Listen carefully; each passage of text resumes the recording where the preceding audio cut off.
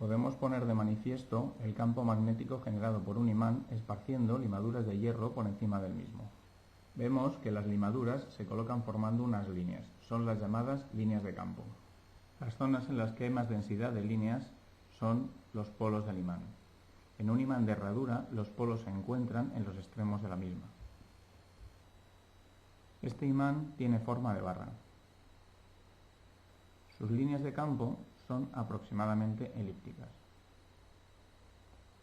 Los polos se encuentran en sus extremos. El siguiente imán también es de barra, pero es de una aleación de boro-neodimio que genera un campo magnético mucho más intenso que el anterior.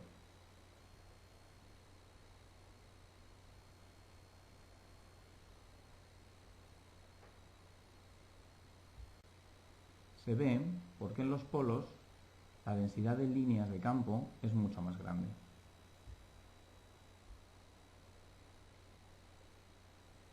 Este es un imán de anillo o toroidal.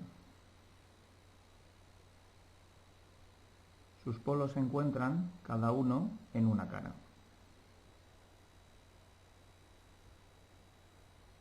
Este es otro imán toroidal, sin embargo, muy diferente al anterior.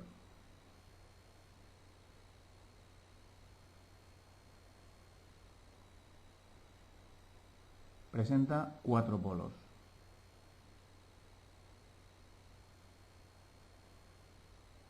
Uno, 2, 3 y 4. Los típicos imanes de propaganda que se pegan en las neveras también son multipolares.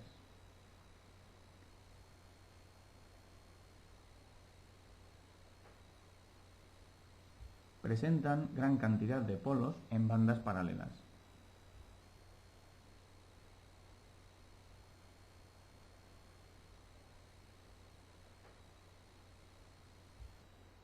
Montamos un conductor rectilíneo atravesando una placa para esparcir sobre ella limaduras de hierro. Al hacer pasar por el conductor una corriente de 30 amperios, vemos que se produce un campo magnético a su alrededor, cuyas líneas son circunferencias perpendiculares a la corriente. Si el conductor lo arrollamos formando una espira, las líneas del campo magnético que se forma son curvas más o menos elípticas alrededor de la misma. Muchas espiras juntas forman lo que se llama una bobina. Con ello se consigue que el campo magnético sea mucho más intenso. Exactamente, se multiplica por el número de espiras que tenga la bobina.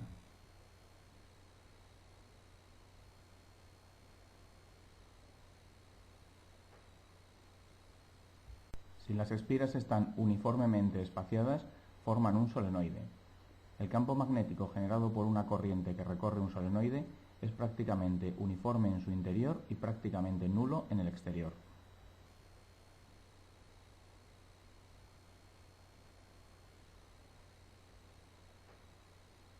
Conectamos un diodo a una bobina.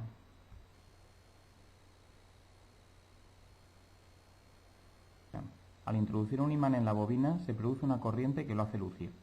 La luz del diodo cambia de color según el sentido de la corriente, es decir, que según el movimiento del imán sea hacia adentro o hacia afuera y la posición de sus polos, se produce la corriente en un sentido u otro.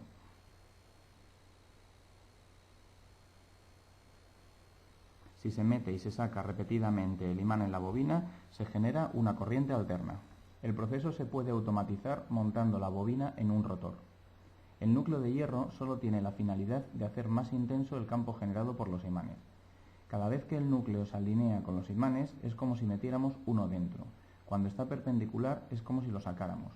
Según cómo se conecte el rotor, se puede conseguir corriente alterna o, como en este caso, corriente continua, cuyo sentido depende de hacia dónde hagamos girar el rotor. Una central eólica y, en general, cualquier central eléctrica que no sea fotovoltaica utiliza este principio para producir energía eléctrica.